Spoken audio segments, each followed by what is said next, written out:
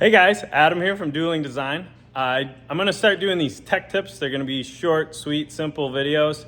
I can't really find the time to do the long drawn out ones. They were fun to make. Everybody seemed to love them. But as you've seen, I haven't posted in like a year and a half or something.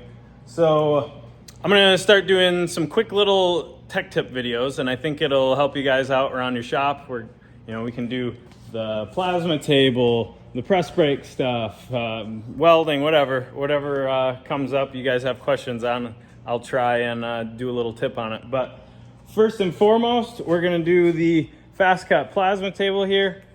I've got the Hypertherm 85, and we're gonna focus on the Hypertherm consumables. And a lot of them come with a small little kit. You can also buy these bigger kits that have a few more odds and ends in them. But all the kits, they come with this little tube of silicone. And this is actually super important. I have installed and worked on a lot of people's plasma tables, and I asked them, where's your little tube of silicone? And they go, what are you talking about? Like that little white tube that came with your Hypertherm unit, it's actually very important. So what I have here is I run the 85 Power Max, which normally takes these type of consumables. I have the sink adapter on that, and then I run the sink cartridges. I like them. You get a lot more life out of them. I'm really happy with them. But I could run both. But you'll notice on the end of your machine torch, they all have this little O-ring. Now that O-ring needs to be cleaned every once in a while. You take a rag, wipe all the dirt and dust off of it, and then you just take a very small dab of this, and you're gonna put it on your finger. Make sure your fingers are clean. I take my gloves off to do it. And then you're just gonna wipe it around that O-ring there. And what that's gonna do is it's gonna help that seal. It seals right up against that brass surface in there. Same within here.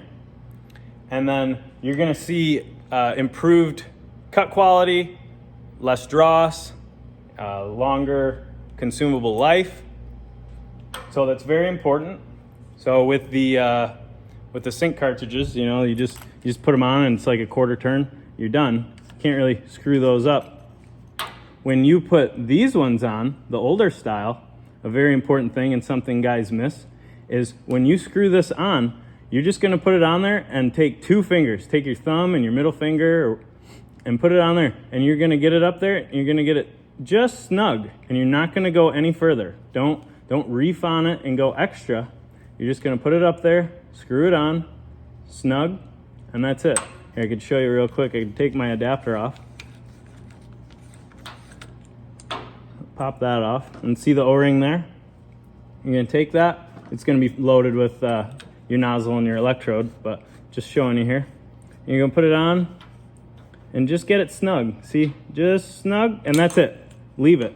Don't crank it. If you crank it, that's why they came out with these sink cartridges, to avoid that, because people would put them on too tight. And when you put them on too tight, the gap, the clearance between the electrode and the nozzle is wrong, and then you have a really short life on your consumables. So yeah, tech tip with Adam. Hopefully that helped a little bit.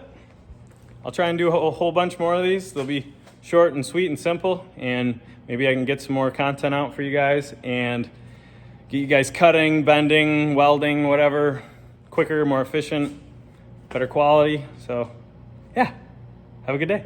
Bye.